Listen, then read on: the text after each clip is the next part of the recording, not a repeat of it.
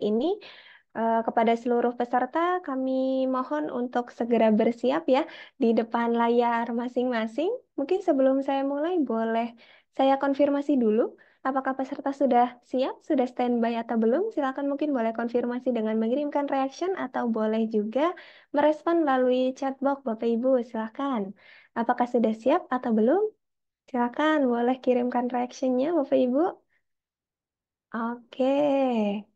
Kak, Pak Abdul Rozak sudah siap. Kemudian Pak Akbar sudah. Pak Anwar sudah. Oke. Pak Firmansyah juga sudah. Bapak Ibu yang lain silakan boleh konfirmasi dulu. Oke. Ada Kak Bu Siti, Bu Listia, Bu Dara. Oke, sudah siap ya Bapak Ibu sekalian. Baiklah, untuk mempersingkat waktu, kami akan segera mulai ke pembukaan ya Bapak Ibu sekalian. Ya, Bismillahirrahmanirrahim. Assalamualaikum warahmatullahi wabarakatuh. Selamat sore Bapak Ibu sekalian. Kami ucapkan selamat datang dan selamat bergabung dalam room Zoom webinar dari PT SAF Suprema Utama atau SAF Solution dengan judul Introduction to FSSC 22000 Scheme Interpretation Article terkait judulnya Laboratory Analysis for Critical Food Safety Parameters. Sebelumnya, perkenalkan nama saya Silma Darajatan Afiah yang akan menjadi moderator dalam kegiatan webinar pada sore hari ini. Oke, berikut adalah beberapa peraturan bagi Bapak Ibu peserta webinar. Yang pertama, kami mohon kepada Bapak Ibu yang tidak ada kendala dalam device maupun em, koneksi internetnya, silakan untuk dapat menyalakan videonya ya Bapak Ibu sekalian. Dan untuk mic-nya mohon untuk dimatikan terlebih dahulu selama kegiatan berlangsung agar suasana webinar tetap kondusif. Kemudian untuk pertanyaan-pertanyaan dari para peserta, silakan dapat disampaikan selama jalannya webinar berlangsung Bapak Ibu.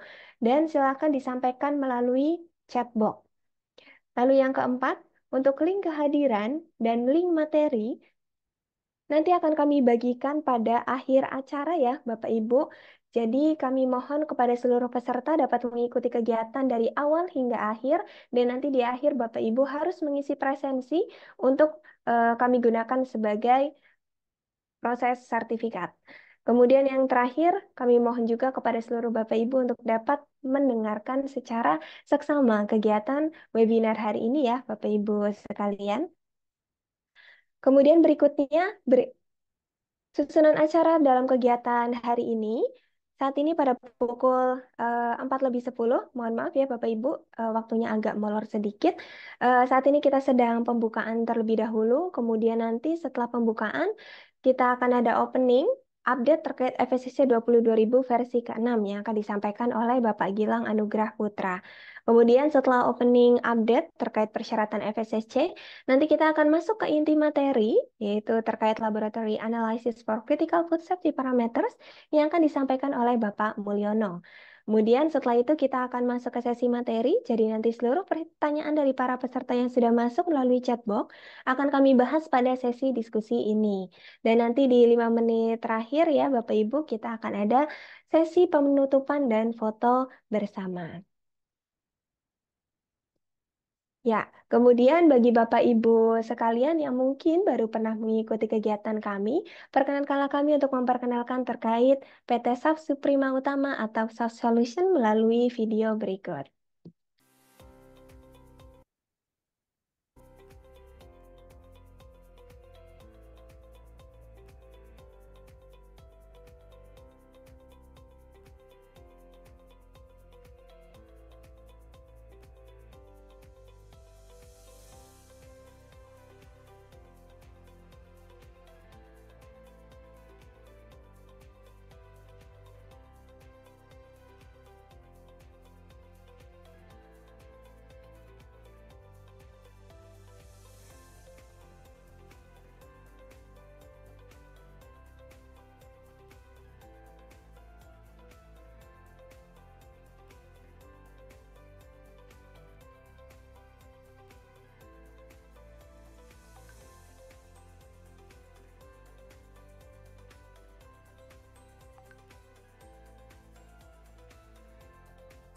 Oh, sebentar. Oke. Bentar, ini suaranya terdengar atau tidak ya, Bapak Ibu? Oke, mohon maaf Terdengar. saya ulangi ulang ya, Bapak Ibu sekalian.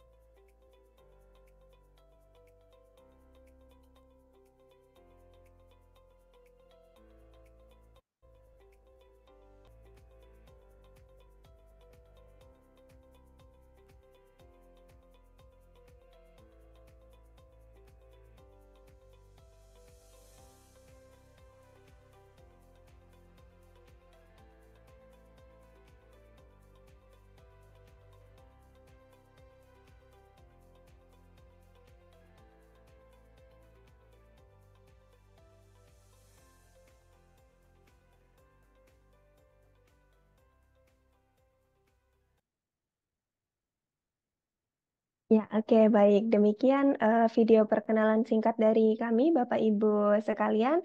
Barangkali nanti dari Bapak Ibu ada yang membutuhkan jasa untuk konsultasi maupun training dari kami, silakan boleh sekali simpan beberapa kontak kami ya, Bapak Ibu. Ada di WhatsApp, ada alamat email, dan beberapa laman sosial media kami yang bisa Bapak Ibu hubungi. Kemudian bagi Bapak Ibu yang mungkin di perusahaannya sudah menerapkan sertifikasi FSCC 22.000 dan ingin upgrade ke versi ke-6, Bapak Ibu sekalian, PT Sal Suprema Utama dapat menyediakan jasa untuk gap assessment, training, dan konsultasi terkait upgrade standar ini. Silakan bagi Bapak Ibu yang ingin mendapatkan proposal penawaran, dapat menghubungi admin kami di nomor 0813 8848 0804. Oke, Bapak Ibu sekalian, kita akan masuk ke sesi materi. Kita akan perkenalkan terlebih dahulu untuk pembicara pertama kita, yaitu Bapak Gilang Anugrah Putra. Beliau ini merupakan Food Safety and Quality Consultant and Trainer di PT Sap Suprema Utama dan tergabung juga dalam Associate Food Safety Trainer di beberapa lembaga, di antaranya SI Global, British Standard Institution, TÜV-NOT, Lloyd Register, BV, dan Intertek sejak tahun 2018 hingga sekarang. Saat ini beliau sedang menempuh pendidikan di Magister Keamanan Pangan IPB dan memiliki beberapa sertifikasi terkait FSCC 22.000 versi 6 Lead Auditor, BRCGS Food Safety ISO 9 Lead Auditor, ISO 22.000 2018 Lead Auditor, lalu PCQI Preventive Control Qualified Individual, serta ISO 9001 2015 Lead Auditor. Bagi Bapak Ibu yang ingin mengenal Pak Gilang lebih dekat, silakan boleh menyimpan kontak alamat email dan nomor handphone beliau yang tertera pada layar. Baik, mungkin saya sapa dulu kepada Pak Gilang. Selamat sore, Pak Gilang. Apakah sudah standby? Boleh terdengar suara Ah, saya? terdengar dengan jelas, Pak Gilang. Apa kabar, Pak, hari Oke, ini? Alhamdulillah sambil di mobil Oh, sambil di mobil lagi perjalanan ya, Pak ya. di perjalanan. Terima kasih banyak sudah menyempatkan meskipun lagi sambil di jalan ya, Pak ya. Baik, apakah sudah siap, Pak, untuk menyampaikan materi pada sore hari ini? Oke, saya langsung saja mulai di dalam file yang nanti update-nya ini. Ada dua. Semoga ini yang sesuai. Oke, oke, kita mulai Sudah saja ya, terlihat, Pak. Bapak Ya, Ibu. waktu dan Semoga referensi terdengar dengan silakan. jelas. Mohon maaf jika ada suara tambahan karena sedang dalam perjalanan. Assalamualaikum warahmatullahi wabarakatuh. Selamat sore Bapak Ibu semua. Terima kasih sudah hadir dalam webinar dari SAF ya, yang terkait dengan update FSSC 2000 versi 6, di mana FSSC ini adalah salah satu skema sertifikasi yang cukup dinamis gitu ya. Nah, eh, saya ingin memulai terlebih dahulu webinar sore hari ini dengan mengupdate mengenai Food Safety System Certification. Mungkin sebagian besar sudah mengenal dengan sertifikasi ini, terutama yang sudah mengenal sejak awal di tahun 2010 atau 2011 saat pertama kali FSSC diterbitkan. Oke. Jadi FSSC, Bapak Ibu, adalah skema sertifikasi. FSSC bukan pembuat standar sebagaimana ISO. Dan skema sertifikasi ini telah dipublish pertama kali sejak tahun 2010 gitu ya. Bapak Ibu bisa lihat updatean terbaru dari FSSC di dalam websitenya, dan slide ini adalah slide yang menampilkan website FSSC dengan alamat fssc.com. Skema sertifikasi, guidance dokumen, kemudian interpretation artikel, dan perusahaan yang telah tersertifikasi dapat Bapak Ibu lihat di dalam website ini. Dan FSCC, kalau Bapak Ibu lihat di bagian layar sebelah kiri, adalah salah satu certification scheme yang telah direcognize oleh GFSI, ya, Global Food Safety Initiative. Per hari eh, 2 hari yang lalu gitu ya, Bapak Ibu semua, update di tanggal 24 bulan Juni 2024. Total di dunia sudah ada 35.559 perusahaan, ya, organisasi yang telah tersertifikasi FSSC, dengan 135 lembaga sertifikasi, dan ada 43 accreditation bodies, termasuk salah satunya adalah CAN. Jadi ini updatean yang kita perlu kenal juga. Kemudian di Indonesia, per tanggal 24, 2 hari yang lalu, sudah ada 659 perusahaan yang telah tersertifikasi FSSC. Bagi Bapak Ibu yang telah tersertifikasi perusahaannya, bisa dicek di dalam website FSCC dengan public register, ya, seperti itu. Kemudian skema FSCC 20.000 versi 6 bisa dilihat persyaratannya di dalam dokumen FSCC 20.000 Scheme version 6, dan terdiri dari 5 bagian ya. Dan biasanya dalam kegiatan pelatihan dan sosialisasi kita akan bahas bagian pertama scheme overview, dan bagian kedua adalah requirements for organization to be audited. Kemudian ini adalah struktur dari FSSC. Ada 3 persyaratan yang kita sudah mungkin sebagian besar mengenal. Yang pertama adalah ISO 22000 2018, kemudian Technical Specification untuk PRP, apakah ISO TS maupun PAS gitu ya. Kemudian terakhir adalah additional requirement ya, dan di versi 6 ini ada 18 persyaratan tambahan. Strukturnya menjelaskan ada 3 persyaratan. Nah, eh, dalam perkembangannya, Bapak Ibu mungkin sebagian juga sudah mengenal ada guidance dokumen ya, dan ini adalah dokumen penjelas yang sebenarnya bukan persyaratan ya Bapak Ibu, tetapi sebaiknya diimplementasikan sebagai bagian dari rekomendasi FSCC terkait dengan penerapan persyaratan-persyaratannya. Sudah ada guidance dokumen mengenai environmental monitoring, equipment management, food defense, food fraud, food loss and waste, food safety and quality culture, dan terakhir adalah transport tank cleaning. Seluruh dokumen ini Bapak Ibu bisa lihat di dalam website fscc.com. Nah, ini adalah sekadar update gitu ya Bapak Ibu ya, karena banyak pertanyaan kepada saya sebagai trainer dan konsultan. Ada yang bertanya, apakah guidance dokumen adalah requirement? Dan kami bertanya langsung kepada FSCC, dan jawabannya adalah seperti ini. Dan ini semoga dapat memperjelas. Guidance document are not requirements and do not form criteria for auditing. They are merely addition information that the foundation FSCC share over and above to assist certified organization in their implementation of the FSCC 2020 scheme requirement. Jadi ini semoga memperjelas untuk Bapak Ibu yang sedang menerapkan FSCC bagaimana positioning sebuah guidance dokumen yang mungkin sebagian besar sudah mengenal. Kemudian agak berbeda dengan guidance dokumen, ya. Ini dimulai sejak quality control. Keluarlah sebuah interpretation article. Dan yang terupdate terbaru sekarang di bulan Juni ini keluar interpretation mengenai laboratory analysis for critical food safety parameter.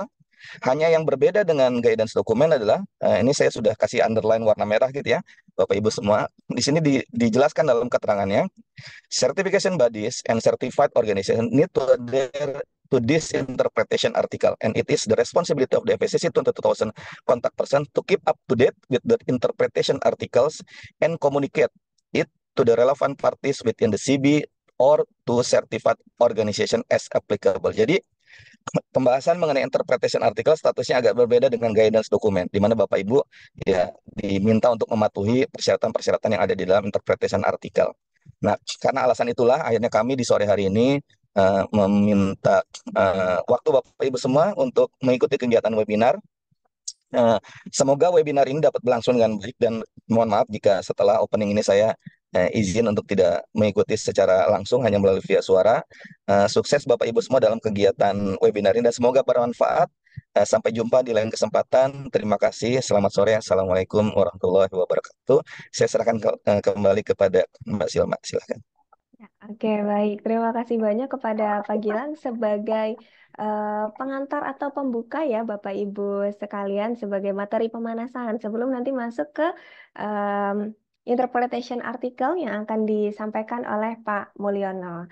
Baik, saya izin untuk memperkenalkan Pak Mulyono terlebih dahulu ya, Bapak Ibu sekalian. Oke, baik.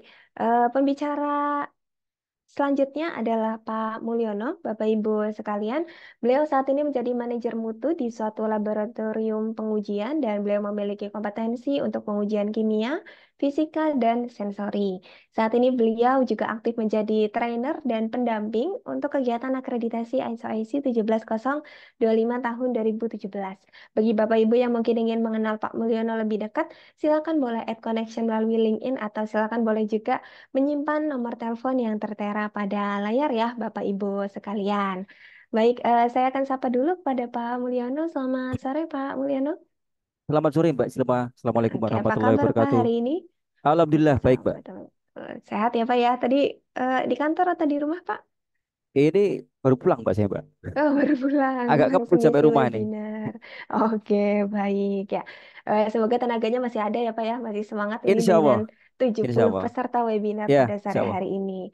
Oke, silakan mungkin Bapak boleh share screen dan waktu layar kami persilakan kepada Pak Mulyono. Ya. Terima kasih Mbak Silma. Suara saya jelas nggak Mbak? Jelas Pak. Jelas ya? Oke. Assalamualaikum warahmatullahi wabarakatuh. Bapak Ibu semua, 70 peserta webinar sore hari ini ya. Ini sebenarnya jam rawan nih ya. Biasanya kalau sore-sore gini agak agak gimana gitu ya. Tapi ternyata alhamdulillah 70 peserta yang hadir Pak Ibu. Ya. Saya mau izin share screen ya Pak Ibu semua.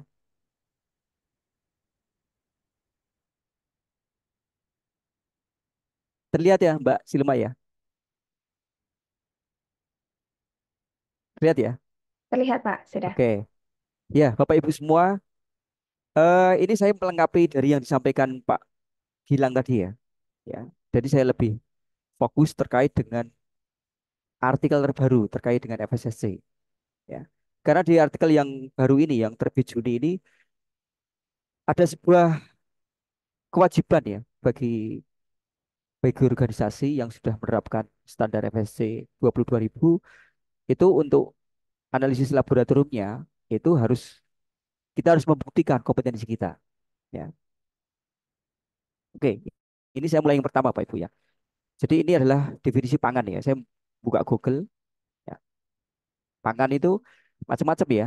Intinya pangan itu apa yang kita konsumsi, baik yang dimakan atau yang diminum, baik dari pertanian, kebunan, kehutanan, perikanan, peternakan dan lain-lainnya. Ya. Kemudian agar sebuah organisasi atau sebuah perusahaan yang menghasilkan produk pangan itu dapat menjamin keamanan pangannya, itu jelas kita harus menerapkan sebuah sertifikasi atau standar ya keamanan pangan. Dan di dunia ini ada tiga Pak Ibu, yang paling kuat ya. Saya nggak bilang, karena kalau kita buka di standar yang lain banyak itu standar keamanan pangan ya. Tapi yang kuat tiga, ISO 22000, FSSC, dan BRC. Ya. Saya kemarin sempat posting di LinkedIn, ternyata lihat banyak itu. Saya sedikit ulas terkait dengan apa sih bedanya ISO 22000, FSSC, dan BRC. Ya, dan yang lain banyak. Pengalaman saya ya, saya kebetulan di lab pemerintah Pak Ibu ya. Saya pekerjaan sehari-hari masih sama ya, melakukan kegiatan pengujian. Saya fokus di pengujian kimia sama sensori Pak Ibu. Namun kira-kira setiap bulan sekali itu saya diminta untuk melakukan audit ke perusahaan. Ya. Itu bukan bagian dari sertifikasi 22000, ISO 22000 dan PRC ya. Saya dari regulasi pemerintah Pak Ibu. Saya bagian dari pemerintah, saya harus melakukan pengawasan terkait dengan keamanan pangannya ya. Saya pernah nanya sama beberapa perusahaan. Saya kebetulan masuk ke ruang pertemuan itu saya lihat, kenapa sih setiap saya masuk ke perusahaan itu pasti ada dua sertifikat. Kalau enggak FSSC ya BRC. Saya iseng nanya ke mereka, Mbak, itu kenapa sih Mbak? Perusahaan harus standar FSSC dan BRC. Rata-rata jawabannya sama. Karena itu adalah customer requirement, Pak. Buyer-buyer kita di Uni Eropa, di Amerika, itu hampir semuanya mensyaratkan FSSC sama BRC, Pak Ibu. Jadi sekarang FSSC dan BRC itu sudah menjadi standar wajib ya bagi Bapak Ibu yang berkecimpung dalam kegiatan produksi pangan ya, ataupun turunannya ya, tidak hanya produksi pangan ya, distribusi juga. Ya. Jadi FSSC di sini sudah jadi standar yang penting lah. Ya.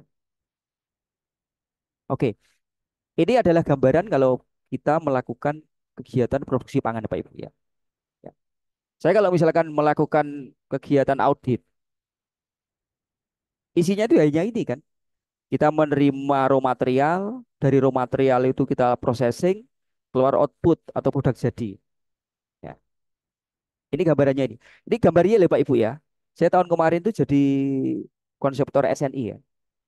Saya membuat SNI, bukan membuat ya sorry ya, merevisi. Jadi dulu itu ada beberapa SNI dijadikan satu, yaitu daging rajungan dalam kemasan hermetis. Jadi kalau dulu itu judul SNI-nya dalam kemasan kaleng, sekarang menjadi kemasan hermetis. Jadi nggak cuma kaleng, tapi juga bisa pat juga. Ya. Jadi ketika saya melakukan audit itu setiap tahapan itu saya pasti minta hasil pengujian laboratoriumnya. Itu pasti itu. Saya tanya itu. Ini terima raw material dari mana? Dari supplier A, B, C, Pak. Supplier A, B, C dia ini enggak menyertakan CO-nya enggak? Ya Pak menyertakan. Saya lihat. Jadi pasti kegiatan produksi pangan itu pasti ada kegiatan dari COA laboratorium Pak Ibu ya. Jadi saling terkait itu. Produksi pangan pasti ada kegiatan uji laboratoriumnya. Dan itu semua dalam satu rantai Pak Ibu. Jadi saya mesti tanya itu. Ada enggak hasil COA dari supplier raw material? Kemudian saya selama proses produksi itu, saya juga melihat kegiatan prosesnya. Sekalian saya sampling Pak Ibu. Ya. Jadi misalkan ini ya, ada tumpuan processing itu di sini, misalkan itu masih in proses, jadi saya ambil satu itu yang masih in proses ya. Ya.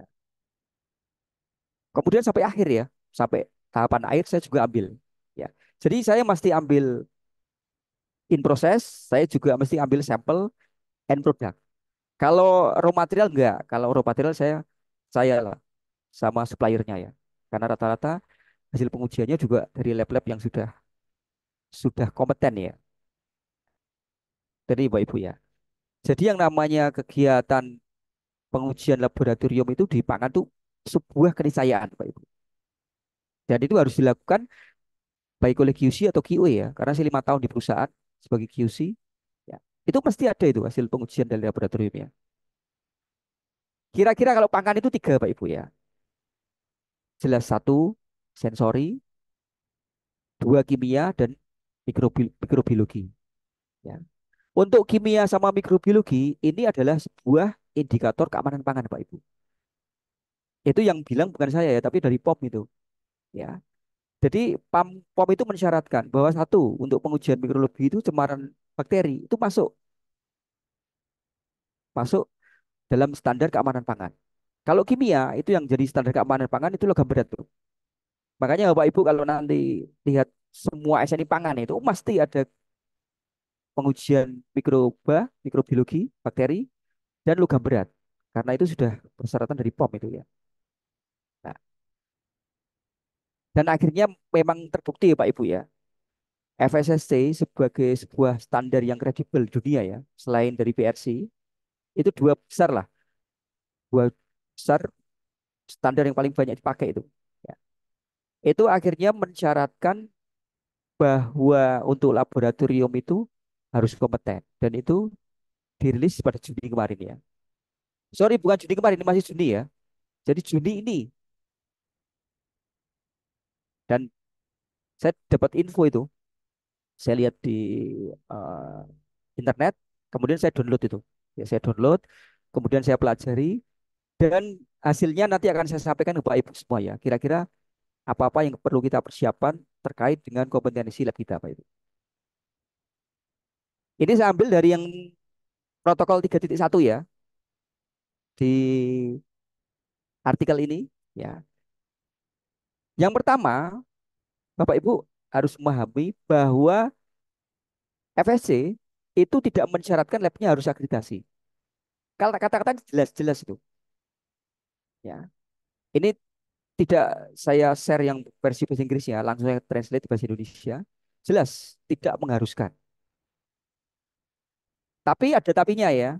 Bapak Ibu kalau misalkan labnya itu belum terakreditasi, Bapak Ibu itu harus punya salinan ISO 17225 yang terbaru ya 2017. Bapak Ibu harus punya itu standarnya.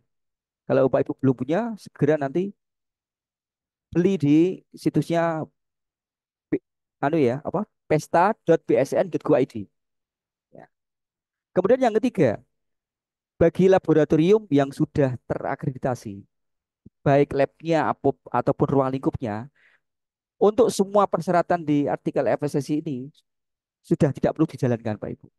Artinya kompetensi Bapak Ibu untuk kegiatan pengujian di labnya itu sudah pasti bagus lah, terpenuhi. Tapi kalau Bapak Ibu labnya belum terakreditasi atau Bapak Ibu sudah terakreditasi, tapi ruang lingkup pengujiannya itu tidak sesuai dengan persyaratan keamanan pangan, jelas klausul-klausul yang ada di artikel ini harus semua dilakukan ya dan dipenuhi. Jadi nanti harus masuk dalam kegiatan audit Pak Ibu. Jadi nanti kalau misalkan Pak Gilang audit di perusahaan Bapak Ibu, jelas nanti pertanyaan-pertanyaan terkait dengan artikel ini harus dimasukkan ini terkait dengan kompetensi laboratoriumnya.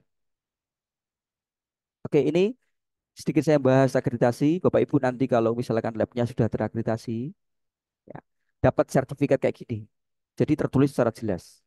Lab pengujian PT apa gitu ya. Jelas. Dan yang kedua, Bapak Ibu nanti juga diberikan lampiran ruang lingkup, Pak Ibu. Dan ruang lingkup ini harus sesuai dengan persyaratan keamanan pangan ya. Ya. Ini yang saya berikan di lab saya ini. Di lab saya hampir semuanya masuk itu. PB, JDHG, Salmonella, ALT, Staphylococcus, coliform, ya, semua masuk. Ya.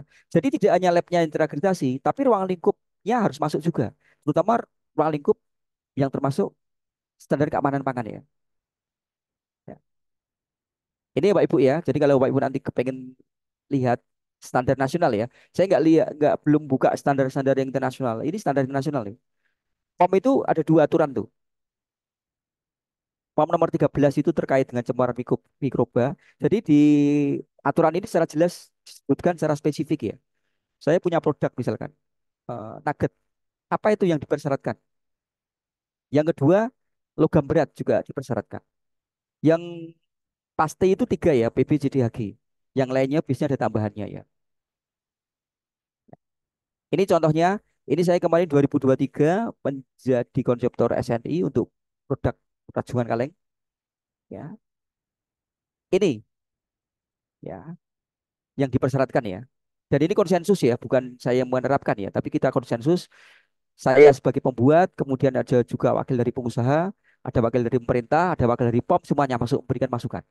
Ya, di sini tersurat secara jelas ya. Ya, mikrobanya itu ALT, Salmonella, dan Listeria. Kemudian logamnya itu PBJDHG dan selenium. Ya, kemudian ada juga chloraphenicol untuk kimia, fisiknya ada bobotuntas sama fil ya. Tapi yang penekannya di sini ya, mikroba dan logam berat itu termasuk kriteria wajib untuk keamanan pakan. Kemudian artikel FSSC apalagi yang perlu kita ketahui ya. Ya. Yang pertama di klausul 3.2.1 terkait dengan ketidakberpihakan, kerahasiaan dan tanggung jawab. Artinya gini Pak Ibu, setiap kegiatan laboratorium itu harus independen. Bapak Ibu walaupun labnya lab perusahaan, itu jelas harus menghasilkan hasil pengujian yang independen. Tidak boleh ada intervensi dari ownernya misalkan, dari manajer QC-nya, itu nggak boleh. Kemudian yang kedua ada kerahasiaan. Bapak Ibu tidak boleh menyebarluaskan setiap proses pengujian Bapak Ibu keluar selain dari lab Bapak Ibu. Kemudian ada tanggung jawab dan wewenang ya. Jadi ada job desk yang jelas. Saya sebagai analis, saya sebagai manajer QC, saya sebagai owner itu jelas. Kemudian 3.2.2 itu mensyaratkan bahwa setiap laboratorium itu harus mempunyai infrastruktur atau resources yang memadai, Pak Ibu. Yang pertama itu yang wajib diatur, Bapak Ibu harus punya personil yang cukup. Bapak Ibu punya ruang lingkup pengujian banyak, misalkan 10, sampelnya banyak, tapi analisanya 2, itu ya agak susah ya, kasihan tuh. Kemudian fasilitas, harus punya ruangan, ya. Kemudian alat, Bapak Ibu harus mempunyai alat-alat pengujian sesuai yang dipersyaratkan. Dan lain-lain ya, termasuk alat juga. Ya, alat di sini macam-macam ini. Bisa alat pengujian, alat instrumen, alat pendukung, reagen, bahan kimia. Ya. 3.2.3 itu pemilihan dan verifikasi metode pengujian. Bapak Ibu yang selama ini bekerja di laboratorium itu nomor satu yang harus diatur di standar ini bilang ya, bahwa kita harus memilih metode pengujian yang pas. Ya. Pemilihan ini ada 2 ya yang harus diketahui. Yang pertama itu harus tepat sampelnya Bapak Ibu. Contoh saya ngambil contoh pengujian logam berat ya. Di SNI itu banyak itu pengujian logam berat. Ada pengujian logam berat untuk limbah, pengujian logam berat untuk produk perikanan, pengujian logam berat untuk eh, ini ya apa eh, kosmetik. Ya. Ada juga pengujian logam berat untuk produk pangan yang lain. Jadi tolong pilih yang sesuai sampel kita dan parameter pengujian kita. Kemudian yang kedua yang diminta oleh standar, kita juga diharapkan menggunakan metode baku, Pak Ibu. Pilihlah metode-metode yang memang dibuat oleh lembaga yang kredibel, lembaga yang kerjanya bikin standar. Contohnya BSN tuh, bikin SNI, atau standar ISO, atau ASTM. Ini ya. Lalu semua metode yang kita gunakan ya. Misalkan saya nih, saya sedikit kembali ya. Ya. Saya misalkan menggunakan pengujian eh, logam berat HG menggunakan SNI 2354.6. Kita bisa menggunakan metode ini, tapi kita harus verifikasi dulu, Pak. Dengan kita verifikasi, itu artinya kita mempunyai sumber daya yang memadai untuk melakukan pengujian. Ya, harus memverifikasi metode baku, Pak. Karena dengan memverifikasi, kalau pengujian kimia itu ya, kita nanti dapat data itu, akurasi pengujian kita, presisi pengujian kita, batas deteksi pengujian kita, linearitas. Tapi kalau Pak Ibu ternyata mencari-cari tidak ada metode yang sesuai untuk sampel dan parameter Bapak Ibu, Bapak Ibu dimungkinkan untuk menggunakan metode non standar atau membuat metode sendiri. Tapi nanti kewajiban kita tidak cuma memverifikasi tapi memvalidasi Pak Ibu. Itu protokolnya lebih panjang itu. Karena nanti ada tambahan kita harus menghitung robustness, selectivity dan stability. Dan itu waktunya pasti lebih panjang. Pengambilan sampel dan penanganan sampel. Saya pernah 5 tahun ya kerja di QC ya. Jadi kita sebagai orang produksi, misalkan saya nih, saya hari ini memproduksi ada 10 pack biskuit. Sorry, bukan 100 pack, terlalu sedikit. 10.000 pack biskuit. Saya kan nggak mungkin 10.000 itu saya bongkar semua, saya ambil, saya lakukan pengujian. Itu namanya bukan ini ya, apa? eh, bukan pengujian, itu sensus itu ya. 10.000 bongkar, diambil semua. Saya harus mempunyai sebuah metodologi bagaimana saya ngambil sampel bisa mewakili 10.000 pack itu. Nah itu disebut sampling, Pak. Nah ini juga diatur di standar artikel FSC ya. Lab itu harus punya metode sampling, harus punya rencana sampling. Ya, rencana sampling itu sampling plan ya. Ya. Kalau metode sampling itu bagaimana cara melakukan sampling, alatnya apa, metodenya bagaimana. Kemudian juga harus sesuai dengan statistik. Biasanya kalau di QC itu pakai EQL 6.5, pakainya military standar 105D ya. Di situ ada tabelnya secara jelas itu. Kalau saya populasi segini, saya ambil segini. Kemudian yang penting lagi kalau sudah sampling itu, lab juga harus mempunyai sebuah prosedur, mempunyai sistem bagaimana sampel itu tidak rusak selama dalam penanganan laboratorium. Karena bisa jadi sampel itu kan karena sampelnya banyak tidak bisa kita kerjakan sekarang kan. Ditunda misalkan nanti malam atau besok. Itu gimana itu penanganannya? Gimana penyimpanannya agar sampel itu tidak rusak? Lalu ini yang penting lagi Pak Ibu. Bapak Ibu sebelum membuat COA, membuat sertifikat atau analisis, Bapak Ibu harus menerapkan prinsip ini Pak Ibu. Yang namanya pemastian validitas hasil. Bapak Ibu harus memberikan penjaminan bahwa hasil pengujian Bapak Ibu itu betul. Caranya satu, Bapak Ibu nanti harus mempunyai indikator. Indikator bahwa hasil pengujian Bapak Ibu itu akurat ya, dengan menggunakan referen material. Atau kalau pengujian mikrobiologi menggunakan biakan murni. Satu. Yang kedua, setiap alat yang kita pakai, kita pastikan bahwa dia berfungsi dengan baik. Dengan melakukan uji fungsi atau pengecekan antara. Kemudian, setiap kita menggunakan referen material, kita juga harus membuat yang namanya diagram peta kendali, Pak. Ya, atau quality control chart ya. Dan yang ketiga, yang kelima ya, setiap Bapak Ibu melakukan pengujian itu tidak boleh simplo, harus duplo. Dan di antara dua hasil pengujian ini harus berdekatan itu Bapak Ibu, tidak boleh berjauhan. Silakan saya melakukan pengujian logam berat. Satu hasilnya 150 ppm, yang kedua 100 ppm itu jelas pengujiannya jelas jelek itu. Harus diulang itu, harus berdekatan. Dan tidak cukup hanya itu, lab Bapak Ibu juga setiap tahun, sorry, bukan setiap tahun ya, aturan terbarukan itu 2 tahun sekali. Itu harus ikut uji profisiensi atau banding. Karena kalau kita hanya menerapkan prinsip-prinsip di atas, itu jatuhnya Bapak Ibu hanya lab amatir atau lab pemula ya. Jadi kalau kepengen naik kelas, kepengen labnya itu dikategorikan lab profesional, kompeten, harus ikut uji profisiensi atau banding. Agar kita tahu gitu loh, positioning lab kita dibanding lab lain itu bagaimana. Hasilnya sama enggak? Itu kalau anak sekolah, dulu namanya uji nasional ya. Kalau lab namanya uji profesional juga. Kemudian, ini yang diatur juga di artikel FSC terbaru, terkait dengan informasi terdokumentasi, Bapak Ibu. Lab itu jelas harus mempunyai informasi terdokumentasi atau kita sering nyebut yang namanya dokumen. Kita kerja nih melakukan pengujian logam berat misalkan. Ada nggak IKA pengujiannya?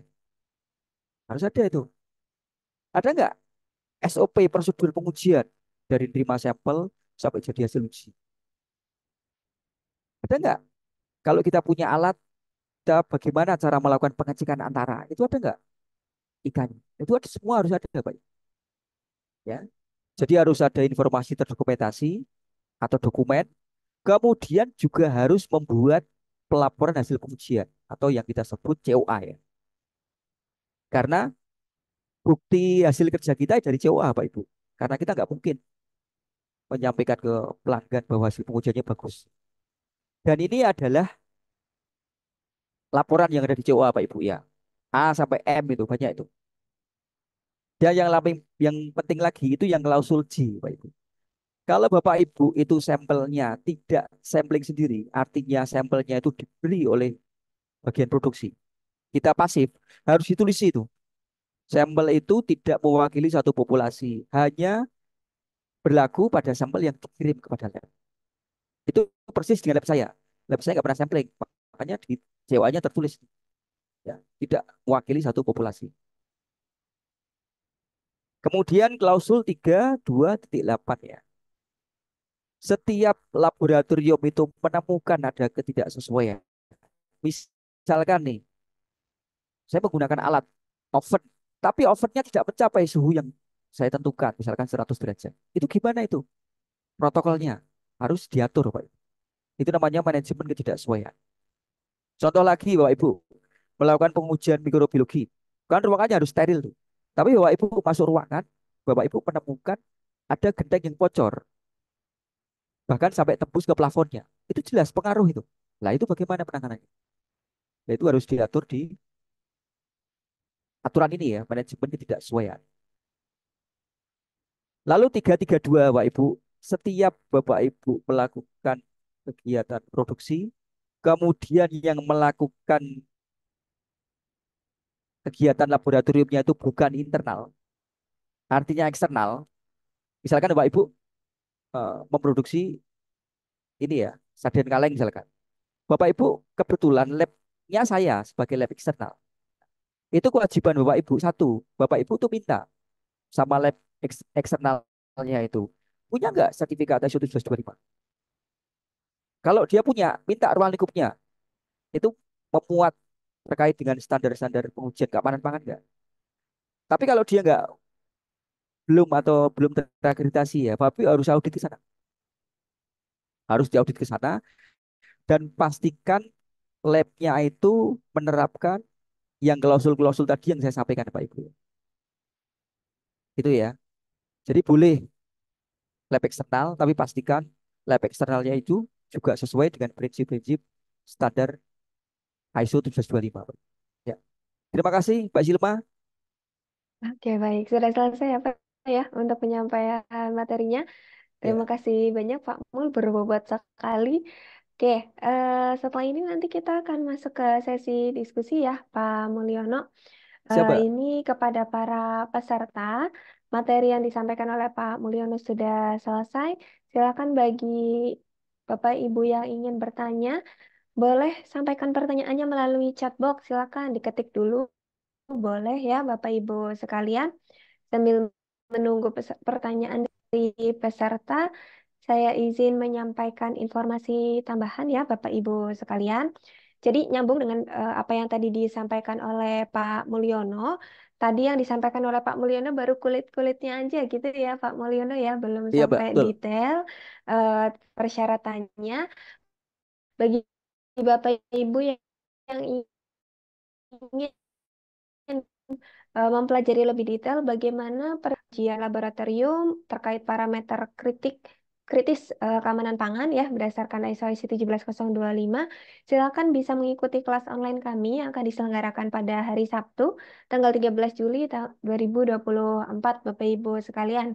Nanti di kelas tersebut akan dibahas kembali terkait artikel interpretasi yang dijelaskan oleh Pak Mulyono hari ini. Kemudian nanti akan ada tambahan yang lebih detail terkait ketidakberpihakan, sumber daya laboratorium, lalu verifikasi, validasi, pengambilan sampel, hingga penyediaan layanan laboratorium eksternal.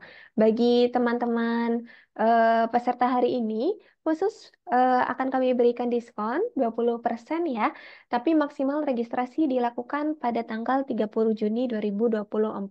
Jadi apabila Bapak Ibu mengikuti webinar hari ini, lalu nanti mendaftar kelas ini, sebelum 30 Juni, maka nanti akan mendapatkan potongan harga senilai 20% ya, Bapak Ibu sekalian.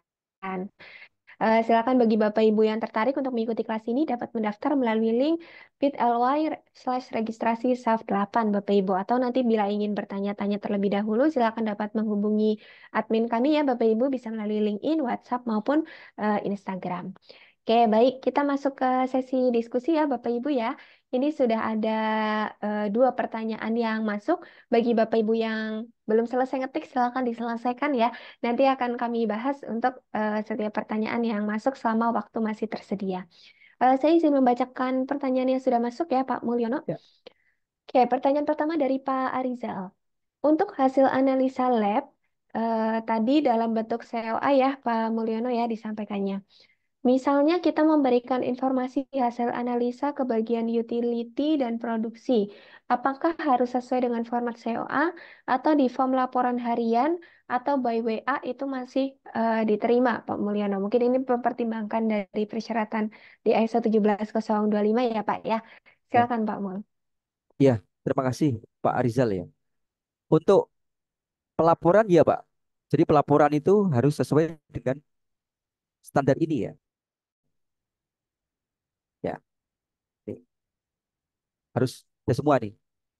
Karena itu persyaratan dari standar ISO 17025. Tapi saya berikan sedikit tips Bapak Ibu ya. Kalau di tempat saya kebetulan sudah menerapkan SIMLab ya, sistem informasi manajemen laboratorium ya. Jadi untuk pengujiannya kita nggak pakai manual. Semua ini lebih mudah ya. Dari awal kita menerima sampel sudah terdata itu.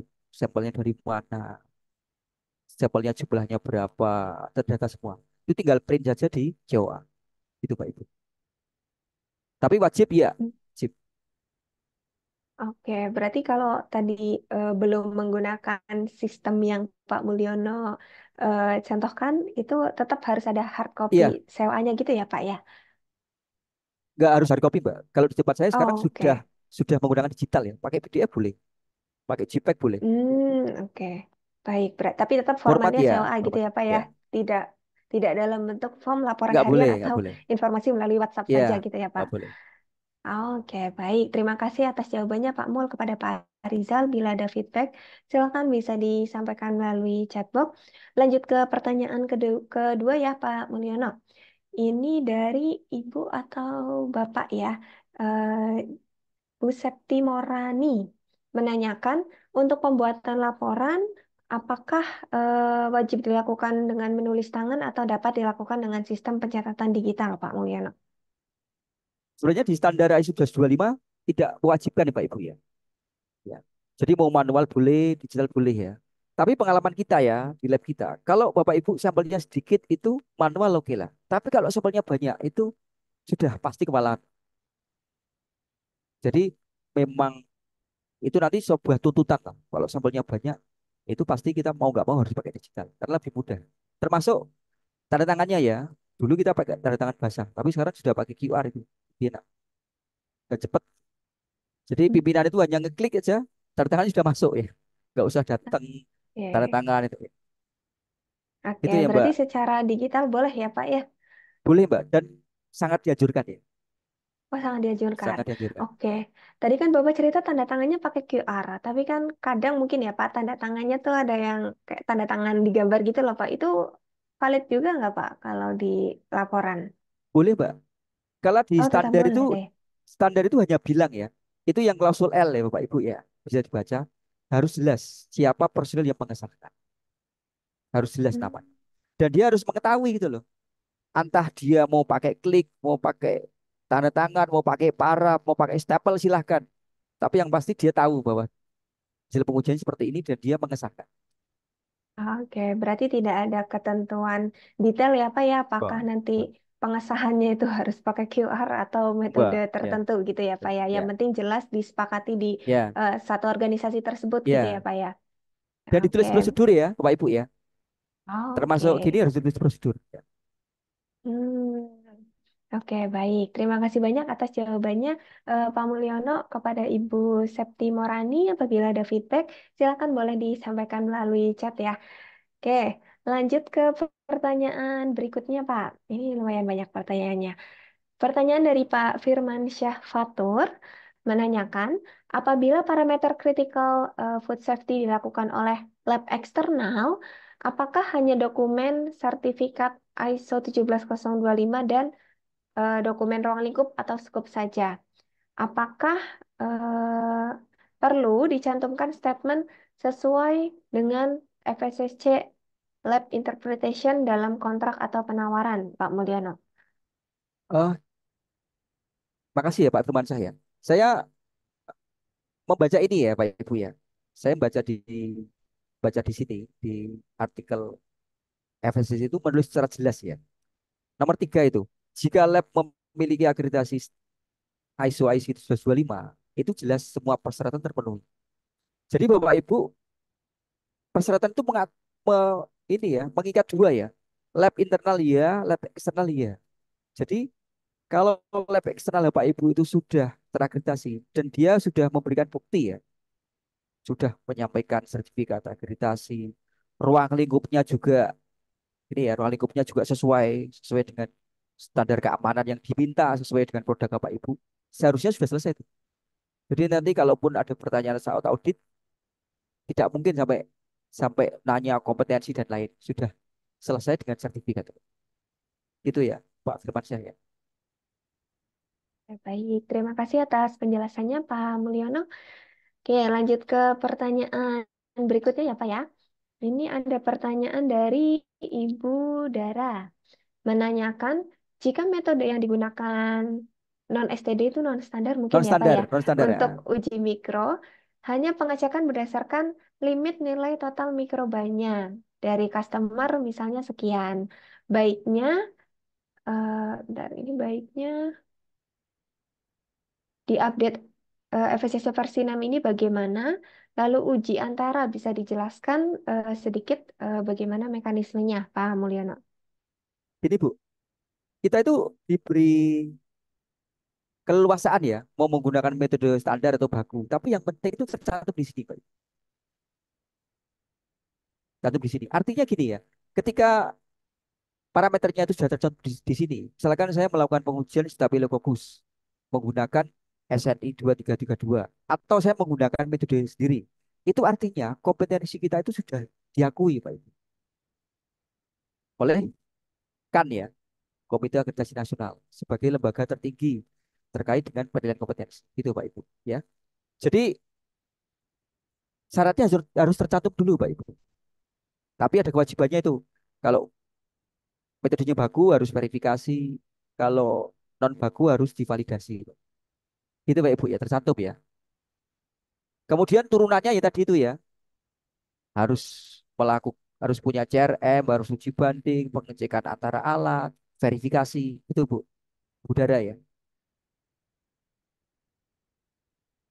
Baik, terima kasih atas jawabannya Pak Mulyono. Dari Budara bila ada pertanyaan ada feedback silakan boleh disampaikan.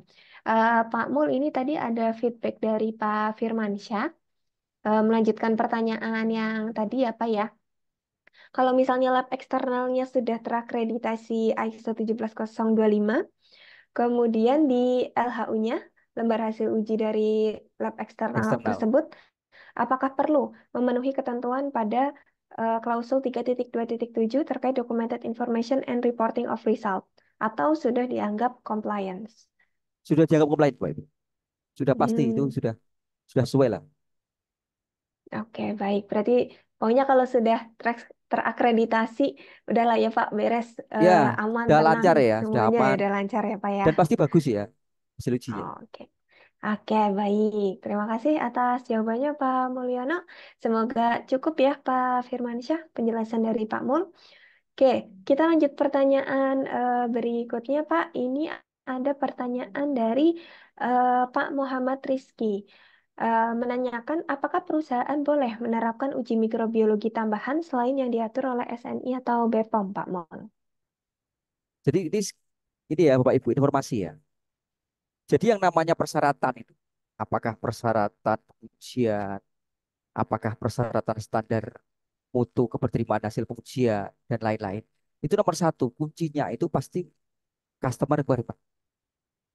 Kalau Bapak Ibu kebetulan produknya itu produk lokal, saya bikin produk Pak, tapi pasarnya hanya di Indonesia. Jelas harus ikut combo Pak itu. Mau nggak Pak itu. Tapi kalau Pak itu produknya itu diekspor ke Amerika, misalkan seperti gambar yang tadi itu ya, rajungan kaleng itu kita juga harus ikut standar mereka, Pak. Saya terus terang untuk beberapa standar ikut standar FDA itu. Misalkan untuk pengujian chloramphenicol, saya ikut standar sana. Termasuk dengan standar keterima,nya ya, ikut standar mereka. Itu ya Pak Muhammad ya. Jelas kita harus lihat dulu Pak, pasar kita yang mana itu. Karena yang namanya konsumen itu raja ya. Harus kita harus penuhi. Itu Pak Muhammad ya. Oke, baik. Terima kasih Pak Mulyano atas jawabannya. Oke, baik. Ini mungkin pertanyaan terakhir nih Pak. Oh, sebentar. Oke, mungkin ini pertanyaan terakhir ya Bapak Ibu. Eh, em, Pertanyaan dari, maaf sebentar. Dari Ibu Pratiwi Mustika Herawati menanyakan, jika lab melakukan validasi dengan metode non-standar dalam uji kimia yang ditambahkan stability dan selektivitas, bisa dijelaskan sedikit untuk implementasi atau prosedur ujinya seperti apa, Pak Mul? Silakan. Ini Bu, saya sedikit berikan gambaran ya Pak Ibu ya. Terkait dengan verifikasi dan validasi ya. Saya kebetulan pernah beberapa kali ya ikut rapat Komtek ya. Waktu itu saya jadi konseptor SRI. Saya sebelum giliran menyampaikan atau memaparkan SRI saya yang saya susun itu saya sering beberapa kali dengerin teman-teman saya ketika memberikan paparan terkait dengan SRI pengujian. Jadi kalau kita menggunakan metode yang baku, itu kenapa metodenya kuat? Karena data data dukungnya sudah komplit ya Pak. Jadi sebelum SRI itu di launching ya, dipublish, itu data pengujiannya komplit tuh. Ada akurasi, presisi, batas deteksi, linearitas, termasuk robustness, stability, dan selectivity itu ada. Makanya kalau Bapak Ibu memvalidasi tidak perlu itu menghitung robustness, selectivity, dan stability. Itu nggak perlu. Tapi kalau Bapak Ibu menggunakan metode yang non baku, contoh metode sendiri, itu harus dihitung itu robustness atau ketangguhan. Karena kita nggak ada jaminan bahwa metodenya tangguh, Pak. Ya, itu robustness ya. Jadi kita nanti harus melakukan rekayasa proses pengujian, kita ubah-ubah, misalkan suhunya atau alirannya. Itu namanya robustness. Tapi kalau stability, prinsipnya gini Pak Ibu. Bapak Ibu melakukan pengujian sekarang, sampel datang sekarang nih, dan nanti ditunda dan sampelnya ditunda, misalkan 6 jam. Hasilnya stabil nggak? Kalau ternyata hasil ujinya beda, lebih dari 2%, Bapak Ibu harus punya treatment bagaimana sampel itu tetap dalam kondisi yang sama hasil ujinya. Harus ada aturan tuh. Apa disimpan di freezer atau ditambahkan reagen tertentu. Itu namanya stability, Pak. Tapi kalau selectivity itu kemampuan metode pengujian untuk mendeteksi suatu matrik tertentu. Ini biasanya kalau selectivity pengujian-pengujian dengan menggunakan instrumen. Contoh HPLC itu. Saya melakukan pengujian pada chloramphenicol itu peaknya itu luasannya berapa kalau chloram dibandingkan dengan materi yang lain. Itu Bu Pratiwi ya. Secara detailnya ya mungkin nanti pas staff ada acara training validasi metode pengujian kimia, Bu Pratiwi harus ikut. Oke, akan dibahas lebih detail ya Iya, Pak ya di sana ya. lebih jelas nanti. Ya. Ah ya, oke baik ya. Terima kasih banyak atas penjelasannya Pak Mulyono. Semoga cukup jelas ya bagi penanya. Baik Bapak Ibu sekalian, ini waktunya sudah menunjukkan pukul 17 lebih 8. Ini ada peserta yang sudah izin live ya karena di Wita. Terima kasih atas penjelasannya Pak Mulyono dan seluruh partisipasi pertanyaan dari Bapak Ibu sekalian. Sebelum masuk ke sesi berikutnya, kami izin untuk foto bersama terlebih dahulu ya Bapak Ibu sekalian, mumpung masih pada full tim ya, belum pada keluar nih. Silakan. bagi Bapak Ibu yang tidak kendala untuk koneksi dan device yang digunakan, mohon untuk dinyalakan sebentar ya kameranya untuk foto bersama. Oke, nah kelihatan nih, jangan-jangan ada kenalnya Pak Mulyono di sini nih. Kayaknya ada beberapa nih. Oh, ada beberapa. Iya. Oke, baik. Silakan bagi Bapak Ibu yang tidak ada kendala, bisa dinyalakan terlebih dahulu sebentar kameranya.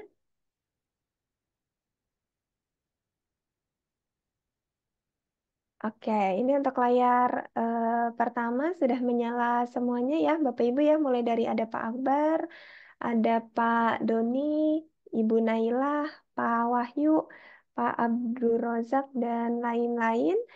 Kita foto bersama dulu ya, Bapak Ibu ya. Gaya bebas, silakan. Dalam hitungan ketiga ya, Bapak Ibu ya. Satu, dua, tiga. Oke, baik. Sebentar, saya izin untuk pindahkan terlebih dahulu. Oke, lanjut ke layar kedua. Ini ada mulai dari Ibu Siti, Pak Haryadi, Pak Brahma, lalu Ibu Meliana, sampai ke Ibu Irbah. Ya, saya izin foto. Satu, dua, tiga. Terima kasih. Oke, sebentar. Oke, layar yang ketiga, Bapak Ibu. Oh, ini tidak ada yang on cam ya. Baik, tidak apa-apa. Saya izin share. Sebentar. Oke, baik. Terima kasih Bapak Ibu sekalian. Bagi Bapak Ibu yang sudah on cam, kami ucapkan terima kasih banyak. Baik, sebelum ke penutupan, Bapak Ibu sekalian, saya persilakan kepada Pak Mulyono mungkin ingin menyampaikan closing statement-nya, Pak. Ya, makasih Bapak Ibu semua. Sampai sore hari ini masih 73 peserta ya. Harapan saya gini, Bapak Ibu semua yang saat ini menerapkan FSSC itu untuk artikel laboratorium ini juga dapat dipenuhi Pak Ibu. Ya. Jadi kuncinya satu Pak Ibu, labnya harus kompeten. Dan kompeten di situ ada dua ya. Bapak Ibu silahkan labnya terakreditasi. Kalau Pak Ibu masih belum punya bayangan akreditasi gimana itu, nanti silakan hubungi Mbak Silma atau Bu Anita itu. Pak, kita kepengen bincang-bincang Pak, gimana akreditasi laboratorium. Nanti kita bisa ketemu, paling sejam lah kita bincang-bincang terkait dengan akreditasi. Tapi kalau memang akreditasi itu dirasa sesuatu yang berat, ya prinsip-prinsip dari standar ISO 17225 itu dilakukan, Pak. Contoh tadi itu, punya referensi material, bikin kontrol cat, pengecekan antara, alatnya dikalibrasi, selalu ikut uji banding, gitu. Terima kasih Mbak Silma. Demikian. Ya, oke, baik. Terima kasih banyak atas materinya ya, Bapak Mulyono untuk hari ini. Kita lanjutkan terlebih dahulu ya, Bapak Ibu ya. Dari tadi nih sudah banyak yang bertanya, nanti materi, sertifikat, daftar hadirnya kemana? Ini ya Bapak Ibu sekalian, jadi ada dua link yang perlu Bapak Ibu catat.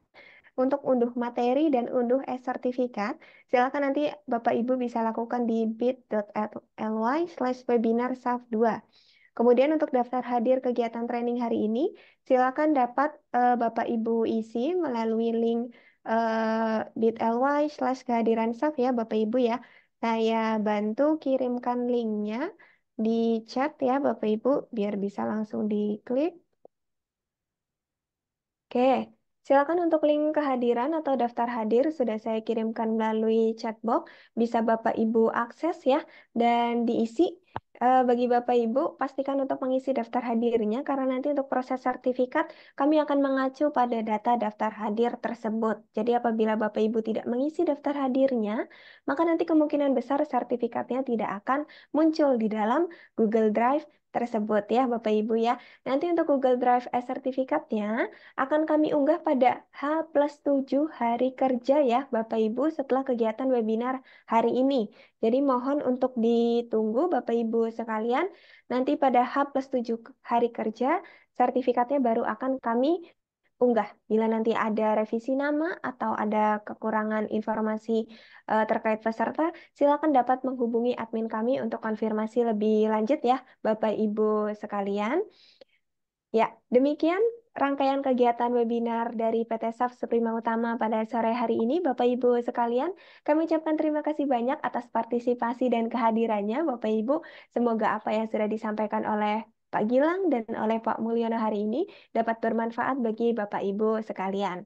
Kami juga ucapkan terima kasih banyak kepada Pak Mulyono sudah meluangkan waktu hari ini dapat sharing-sharing materi dengan para peserta. Kurang lebihnya mohon maaf ya Bapak Ibu sekalian.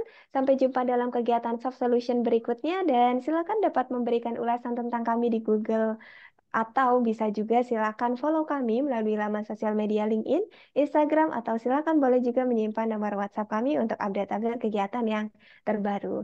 Demikian dari kami tutup. Wassalamualaikum warahmatullahi wabarakatuh. Terima kasih Bapak Ibu sekalian. Waalaikumsalam warahmatullahi wabarakatuh. Terima kasih Pak Mul. Makasih Mbak Silma. Terima kasih Pak Pak, Mu. sami-sami. Terima kasih. Oke, kepada seluruh peserta yang sudah mengisi link kehadiran, sudah menyimpan link, silakan dapat meninggalkan room Zoom. Terima kasih Bapak Ibu.